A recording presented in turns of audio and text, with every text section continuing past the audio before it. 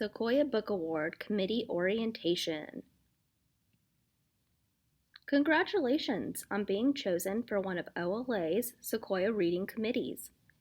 In this orientation, we will cover who is on the Sequoyah Reading Teams and Admin Teams, expectations for each team member, criteria for selecting master list titles, and we'll show you what a typical meeting is like.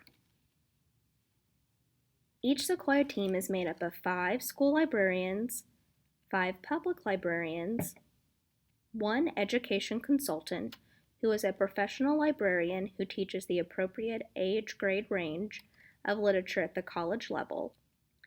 Each team also has a publisher liaison who reaches out to publishers to request titles to be sent to team members, but is a non-voting member of the team and will not attend meetings. And each team has a chair and chair-elect. Your chair is the main point of contact for anything throughout the year. Some teams have additional offices such as secretary. The Sequoyah administration team is made up of 7 people, including the current reading team chairs of all 3 teams, Adrian Butler, ODL Youth Services Consultant, and its own chair, chair-elect, and past chair who have previously served on a Sequoyah committee. Each member of the Sequoyah reading team must meet the following expectations to ensure continued membership on their respective Sequoyah team. They are required yearly membership with the Oklahoma Library Association, required attendance at regularly scheduled, usually monthly, reading team meetings, a minimum of at least 12 days, required attendance at the Spring OLA Annual Conference each year, a minimum of 1 day. Members can attend the conference just to present the day of the reading team's presentation. They do not have to pay for and attend the entire conference. Required attendance at OTA Encyclomedia each year, a minimum of 1 day. Members can attend the conference just to present the day of the reading team's presentation. They do not have to pay for and attend the entire OTA Encyclomedia conference. Create Sequoyah book talks and other promotional materials and promote the list at OLA and OTA Encyclomedia conferences. Failure to meet any of the requirements without express permission granted from the administrative team chair for extenuating circumstances will result in immediate removal from the team. So please let your chair know if anything does arise, and they will consult the administrative team and move forward from there. Sequoyah team members are expected to read as many books as possible from the consideration list, which can run up to 150 to 200 to even 300 titles. That's an average of reading 2 to 3 books per week. Failure to read can result in removal from the Sequoyah reading team. Now let's take a look at Sequoyah consideration. What qualifies and why? In terms of eligibility for any books that will be eligible during your time on Sequoyah, eligible titles are those published between January 1st and December 31st and are copyrighted 2 years preceding the date of winner announcement.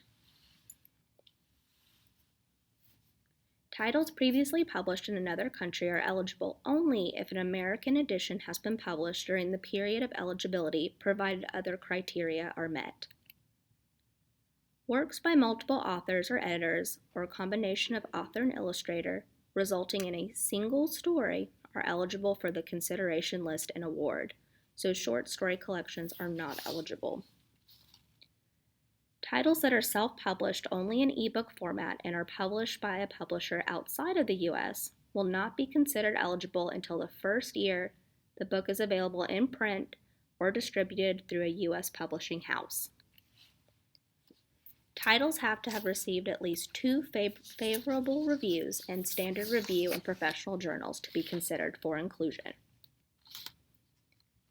Eligible Sequoyah titles that are read by committee members are evaluated on the following criteria: literary merit, originality, factual accuracy, clarity and readability, and age and grade appropriateness of content and subject matter.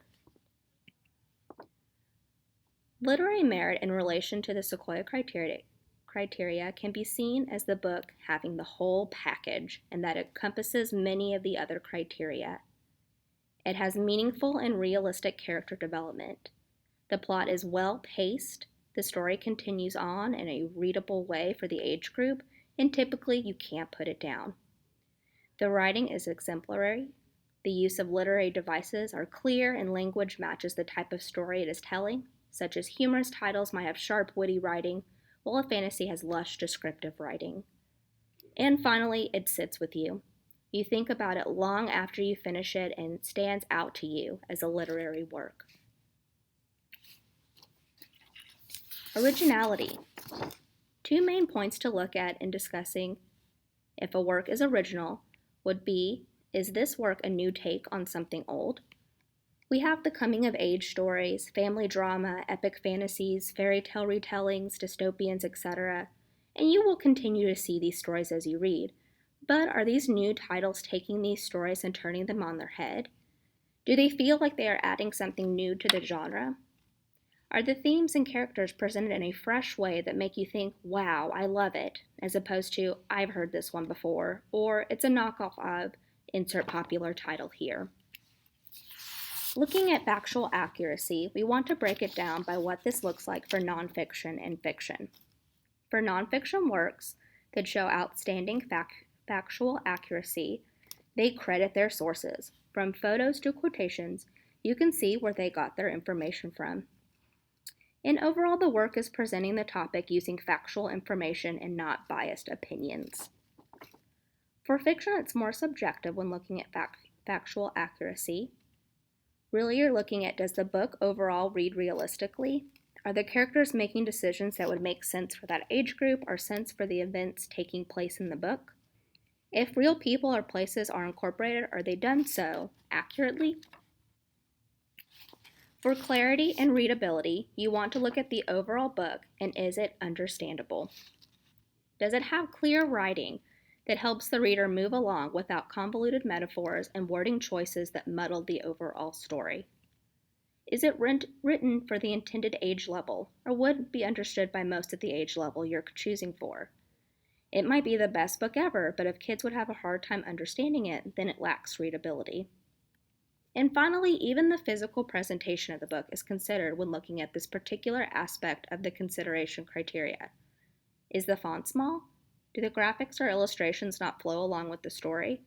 Those physical aspects of the books you're reading should also be carefully considered. Finally, age grade appropriateness of content and subject matter. For children's, you are selecting titles for 3rd through 5th graders, ranging in ages from 8 to 11.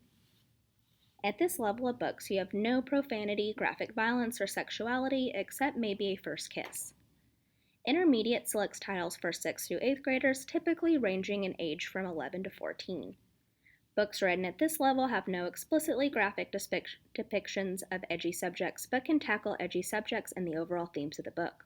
There might be some profanity and romantic relationships have moved past the first kiss. High school is selecting titles for 9th through 12th graders ranging in ages from 14 to 18 plus.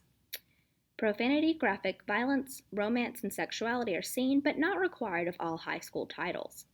Of course, these are typical guidelines for some basic subject matter to be aware of for each level, but remember, it's all about context. For example, let's look at the book Roller Girl by Victoria Jameson, which was on a past children's and intermediate master list, and was the children's winner that year. It worked well for both of these age groups because of the overall story and themes, as well as the professional reviews recommended it from 4th to 8th grade. There was use of the word ass, which looking at the criteria would bump it off a children's pick, but the word was not excessively used, and the context of its use was that the main character was being bullied for her name, which was Astrid. This is why each team is made up of a diverse group of librarians from different backgrounds to help determine appropriateness for these lists for students all over the state of Oklahoma. Now that we know the criteria for Sequoyah Master List titles, here's a reminder of some things that typically come up but aren't technically criteria. While we want books to be understood by the intended students, reading level itself, such as AR, Lexile, etc., is not considered. Girl-boy appeal is also not a consideration, so even if you have issues with the book being considered because you feel there are already too many girl books in consideration, that's not an aspect for consideration. Your library's collection development policy should not be considered as you are on a team selecting master list titles for all Oklahoma students in those respective grades. And it is not the intention of committees that every student must read every book on each master list.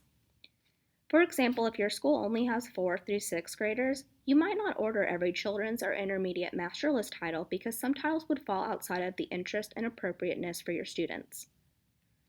And finally, but I liked it, will not work if you are trying to argue for a title to be on the master list.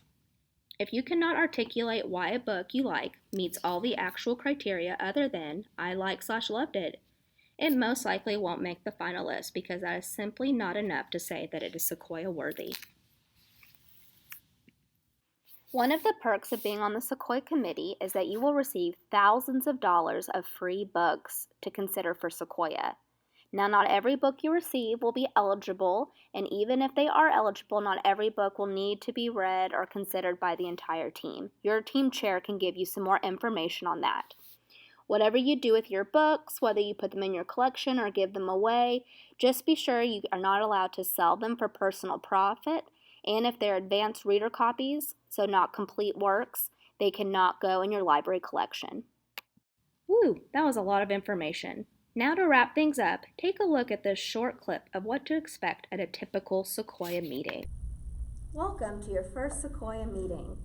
Typically, your Sequoyah chair will give the team some information about things coming up, such as your conference presentations or any information they find out the administrative team meeting.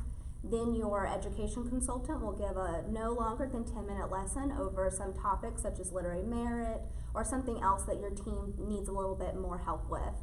And then your chair-elect will do an official vote count where you will have a chance to vote for the books and then also discuss them. Okay, are we ready for our vote count? Our first book is Ghost by Jason Reynolds. How many have read? 3 have read. How many to keep? 2 to keep.